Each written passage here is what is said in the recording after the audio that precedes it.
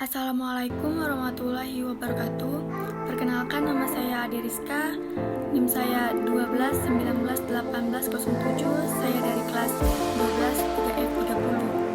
Di sini saya akan menjelaskan tentang pembahasan materi pertemuan 5 laporan keuangan ADP UPSI Pontianak.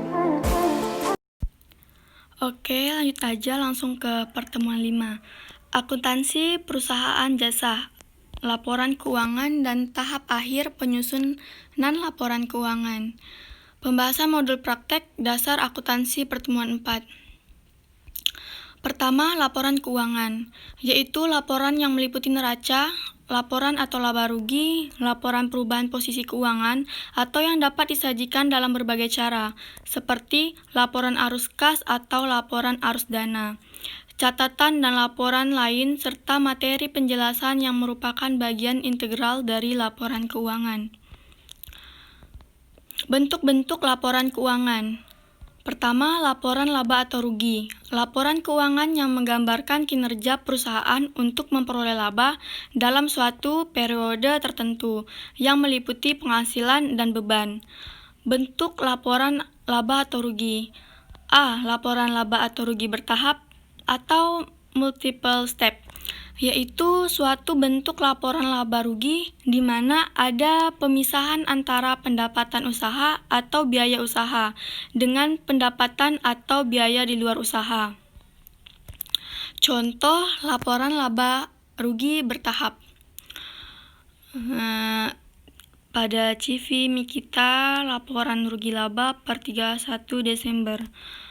Pendapatan usahanya sekian, biaya usaha. Untuk mendapatkan total biaya usaha, kita jumlahkan biaya gaji, biaya telepon, dan biaya depresiasi. Lalu dapatlah hasil totalnya, dan pendapatan usaha dikurangkan dengan total biaya usaha. Dapatlah hasil laba rugi usaha. Dari laba rugi atau rugi usaha, lanjut ke pendapatan atau biaya di luar usaha. Pendapatan sewa dikurang dengan biaya bunga. Lalu dapatlah total pendapatan biaya di luar usaha.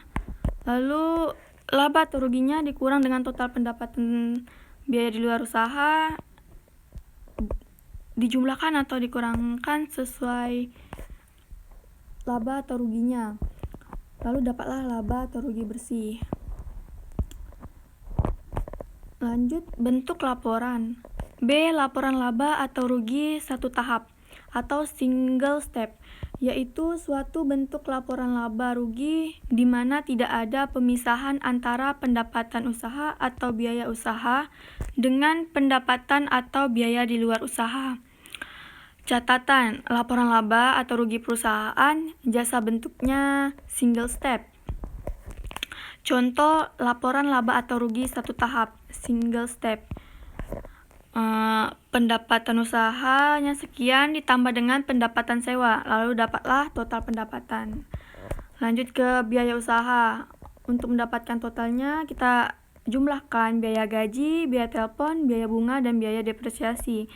Dapat total, lalu total pendapatan dikurangi dengan total biaya usaha. Dapatlah laba atau rugi bersih.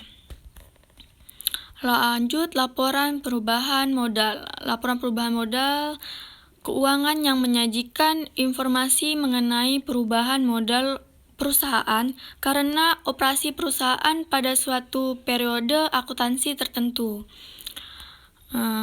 Modal awalnya sekian, langsung dijumlahkan atau dikurangkan laba rugi bersih. Dapatlah totalnya, lalu dikurangkan lagi dengan prefer. Dapatlah modal akhir 31 Desember sekian. Laporan laba ditahan. Laporan perubahan laba ditahan adalah laba bersih yang tidak dibagikan kepada para pemegang saham. Contohnya ini ya, laba ditahan awal sekian, dijumlah atau dikurangin laba rugi bersih, totalnya dikurangi dengan prefer, dikurangi lagi dengan dividen. Dapatlah hasil dari laba ditahan akhir. Lanjut ke neraca, yaitu laporan keuangan yang menggambarkan posisi keuangan perusahaan yang meliputi aktiva, kewajiban, dan ekuitas suatu unit usaha pada saat tertentu. Bentuk neracanya yang pertama ada bentuk kontrol. Seperti ini ya bentuk kontrol. Kita cari aktiva, yaitu aktiva lancarnya kita masukkan kas, piutang dagang perlengkapan dijumlahkan, dapatlah total aktiva lancarnya. Aktiva tetapnya kita masukkan tanah, peralatan, gedung, kita jumlahkan, dapatlah total aktiva tetapnya. Lalu dari total aktiva lancar ditambah dengan total aktiva tetap, dapatlah total aktiva. Lanjut ke kewajiban dan modal. Hutang lancar, hutang dagang ditambah dengan hutang sewa, dapatlah totalnya hutang lancar. Lalu hutang tetap, hutang bank dijumlahkan dengan hutang obligasi, dapatlah total hutang tetap. Untuk mendapatkan total hutang yaitu total HL ditambah dengan total HT, dapatlah. Lalu ditambah modal saham, ditambah lagi dengan laba ditahan, dapatlah hasil dari total pasiva. Lanjut ke bentuk stafel. Dapat dilihat sendiri seperti ini bentuk stafelnya.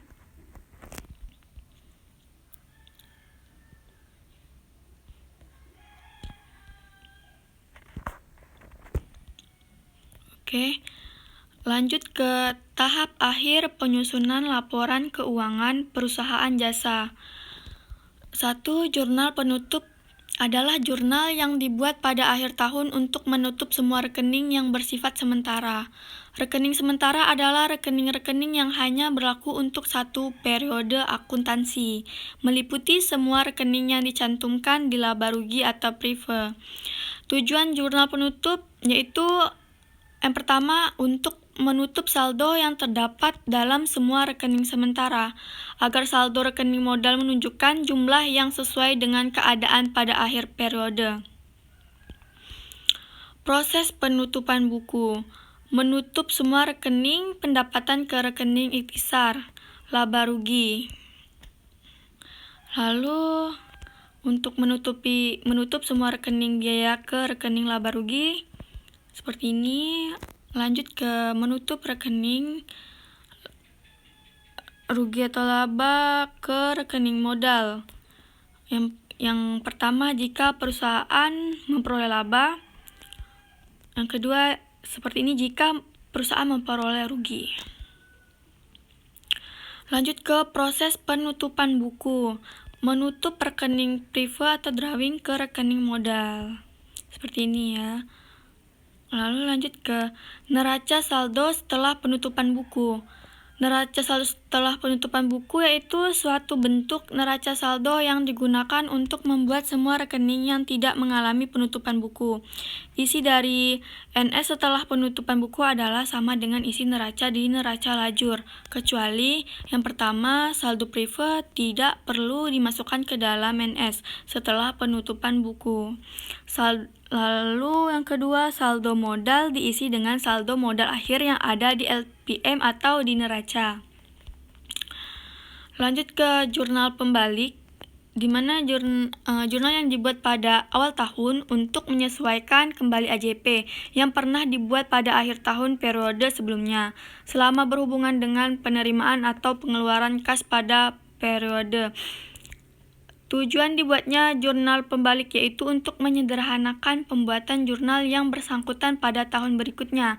Pada dasarnya ada 4 macam jurnal penyesuaian yang memerlukan jurnal balik, yaitu yang pertama, biaya yang masih harus dibayar.